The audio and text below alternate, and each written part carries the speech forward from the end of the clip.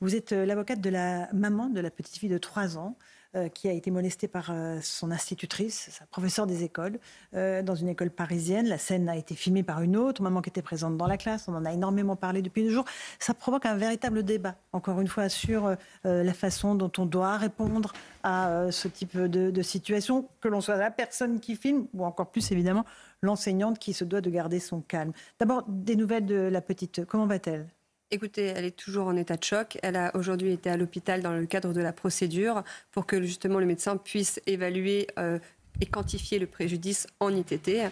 Le rapport laisse paraître un état de choc sévère. Donc je ne vois pas comment est-ce qu'il pourrait y avoir moins de 8 jours d'ITT, mais on sera fixé dans les prochains jours. On peut parler d'ITT, interruption de temps temporaire de travail, pour une enfant de 3 ans? Tout à fait, c'est juste une façon de quantifier le préjudice. D'accord, ok. Mais ça veut dire qu'il y a les médecins, les psychologues sont en train d'évaluer le traumatisme qu'elle a Exactement. ressenti. Donc elle va devoir de toute façon être suivie par des psychologues.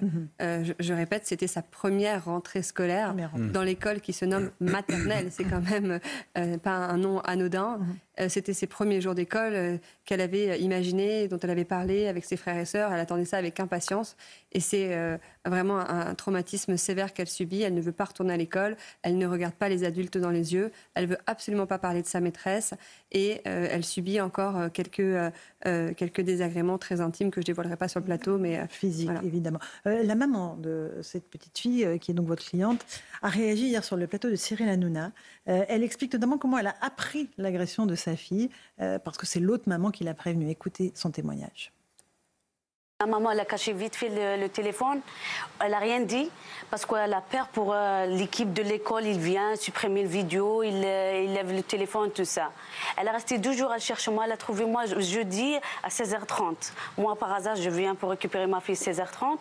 Elle m'a dit, c'est ta fille? J'ai dit oui, c'est ma fille. Elle m'a dit, venez avec moi. On a rentré dans le deuxième la classe. On a fermé la porte. Elle m'a montré le vidéo.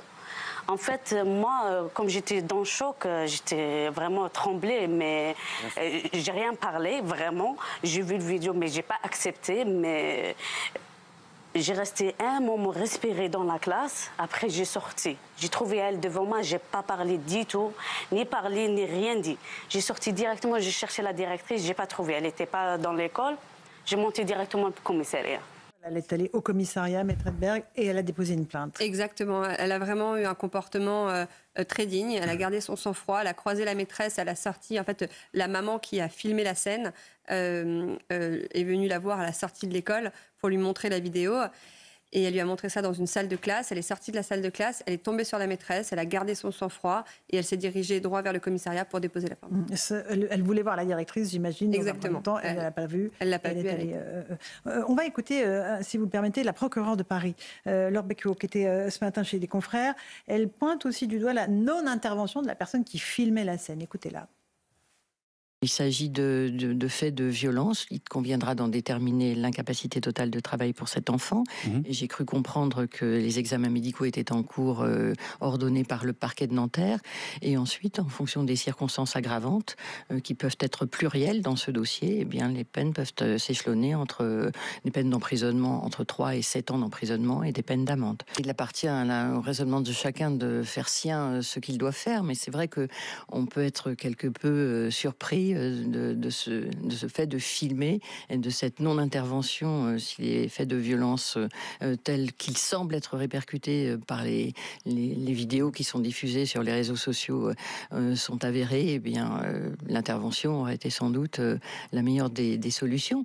Mais encore une fois, les enquêtes sur ce type de faits qui sont rares, les plaintes de parents contre les enseignants sont très peu nombreuses. Voilà pour la procureure de Paris. Maître Edberg, vous êtes l'avocate de la maman de cette petite fille. Elle envisage de porter plainte contre cette maman qui a filmé la scène ou pas? Absolument pas, parce qu'elle nous a rendu service. En fait, ce qui s'est passé exactement, c'est que l'avant-veille, la petite fille était partie voir sa maman pour lui dire « Regarde mon dos, la maîtresse m'a donné un coup ». La maman a vérifié, elle n'a rien vu, donc malheureusement, elle n'a pas mesuré la portée des mots de sa petite fille, qui reste un bébé de 3 ans, avec les termes qu'elle peut utiliser. Et c'est seulement à la faveur de cette vidéo qu'elle s'est rendue compte de la gravité de la situation. Donc nous remercions évidemment cette maman. Il faut avoir conscience qu'il s'agit là, la personne qui a filmé est étrangère. Elle était est un petit peu en état de sidération. Elle ne connaît peut-être pas très bien les us et coutumes qui sont pratiqués dans les écoles françaises. Et je pense qu'elle considère que la maîtresse représente l'autorité et qu'elle n'a juste, le temps été trop court pour savoir comment réagir. Louis Dragnel, une question. Maître, oui, la maîtresse, évidemment, n'aurait pas dû faire ça. Mais la question que beaucoup se posent, c'est est-ce que ça ne va pas un peu trop loin ? Trop loin dans le sens où, quand on regarde même la procureure de Paris qui parle de peine d'incarcération, vous parlez de 8 jours d'ITT. Moi, je pense aussi à la petite fille qui est du coup au centre d'une attention incroyable. À 3 ans, on n'est pas aussi préparé pour faire face aux médias, à la pression de la famille et tout ça. Est-ce que ça ne va pas un peu trop loin ? Alors, cher monsieur, le code pénal ne date pas d'aujourd'hui. Cette infraction est visée dans le code pénal et cette infraction prévoit 3 circonstances aggravantes qui sont également prévues dans le code pénal et qui sont sans interprétation possible. Alors, il y a certains textes de la loi qui laissent place à l'interprétation et les juges viennent, dans leur jurisprudence, interpréter ces lois. Parfois, il n'y avait pas consensus, mais ici, il n'y a pas lieu... Comment vous la nommez ? C'est agression sur enfant de mineur ? Alors, il s'agit d'une violence avec des circonstances aggravantes. Il y a 7 circonstances aggravantes possibles. Elle en remplit 3. Donc quand j'entends ce matin, sur CNews également, pardonnez-moi, mais Pascal Praud dire que c'est anecdotique, non, une infraction Pascal pénale... Praud a commencé, me mettre, je peux me permettre, son éditorial, il l'a scandé absolument pendant toute son émission. Évidemment, en bannissant... inacceptable de lever la main sur un enfant de 3 ans. Tout à fait. Vraiment, je le pense il a été sincèrement. d'une clarté absolue sur ce sujet. Alors, j'ai 4 enfants, la question, évidemment... Ça a fait beaucoup réagir, ce terme d'anecdotique, c'est tout sauf anecdotique. C'est une infraction pénale grave qui s'est déroulée ici. Et peut-être que les gens n'en ont pas conscience, parce qu'attention, les mentalités ont évolué. La fessée était encore permis à l'école. Il y a effectivement, lors de la génération de nos parents peut-être. Mais vous ne trouvez pas qu'il y a une disproportion même dans le phénomène médiatique autour de cette fessée que n'aurait pas dû recevoir cet enfant, évidemment, on est d'accord. Mais c'est pas une fessée, c'est un coup porté à son dos qui a fait chuter la gamine.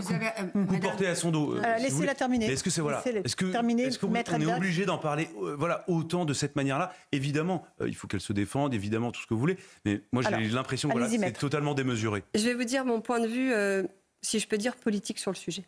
Je pense qu'à la faveur de chaque fait divers, entre guillemets, si je peux le nommer pour me rapprocher de cette idéologie qui se déroule, c'est l'occasion pour la société de faire améliorer la société. Je pense que les mamans, je suis moi-même maman, on doit faire l'effort d'expliquer à nos enfants ce qui est de l'ordre de la normalité.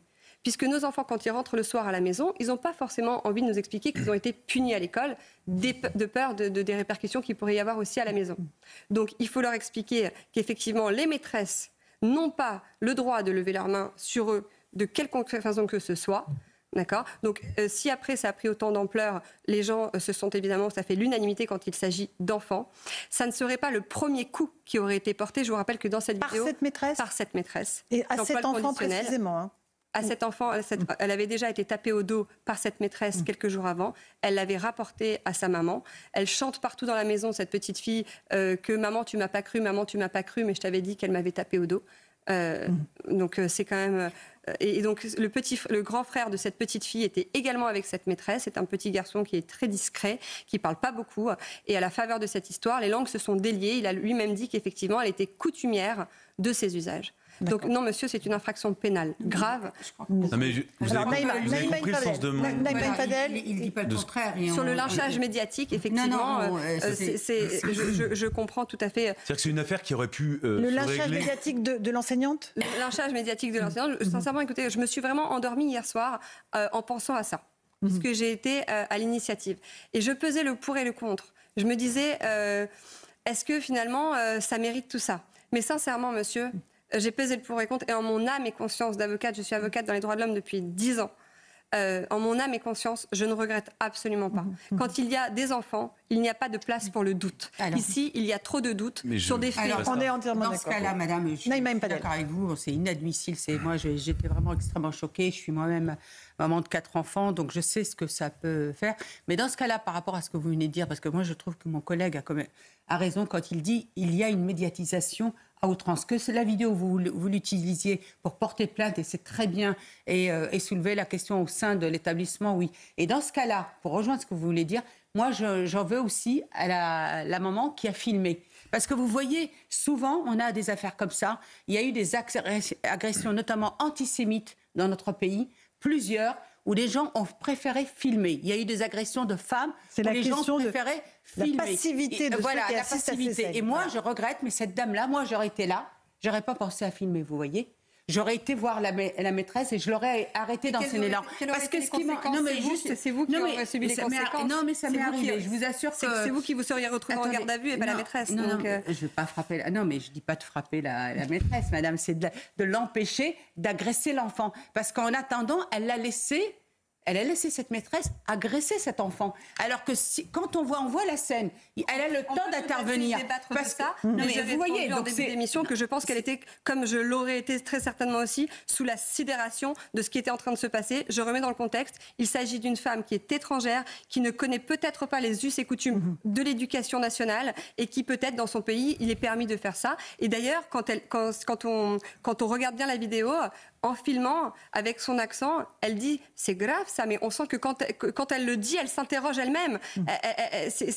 Ça se passe en l'espace de quelques secondes. Et puis il y a un contraste entre la situation. Je suis en train d'amener ma petite fille en petite section, sa première rentrée d'école, à l'école maternelle. Je suis en train de faire un selfie pour ses premiers moments de joie. Et il y a un contraste tel entre ce qui vient de se passer et le selfie. Enfin, sincèrement. Mais vous avez raison, madame. Mais ce que je veux dire par là, par rapport à ça, et vous avez raison de défendre cette petite fille et sa maman. Et en même temps, maintenant, on peut aussi dire aux parents, soyez vigilants. Mais c'est vertueux aussi de dire, effectivement, sa maman, cette femme, cette deuxième maman qui filmait, avait peur de réagir, mais je pense que le premier devoir, c'est de réagir. Et c'est de réagir dans n'importe quelle situation. Parce que c'est assistance à personne en danger. Et notamment un bébé, en fait. Edwige Jeantier, qui était justement l'invité de Pascal Praud. Et vraiment, il a été irréprochable ce matin, maître. Je ne peux pas vous laisser le mettre en cause. Parce que vraiment, il a été d'une clarté absolue sur ce sujet. Il y a eu beaucoup de commentaires sur Oui, non, mais les commentaires, on les connaît. La réalité, écoutez l'émission. Et vous verrez qu'il y a absolument tout dans cette émission. Écoutons Edwige Jeantier. Nos enfants, c'est des trésors. Un enfant, c'est l'avenir.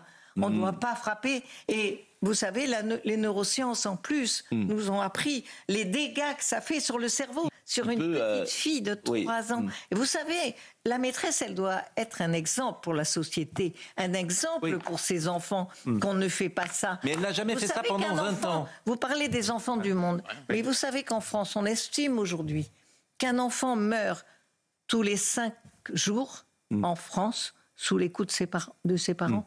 Voilà pour Edwige Jeantier, qui rappelle évidemment les évidences. Est-ce que la procédure va suivre son cours et il y a une plainte. Est-ce que la petite fille va être rescolarisée dans combien de temps? Est-ce que vous avez une idée du processus? Là, pour le moment, non, elle ne va pas retourner à l'école tout de suite.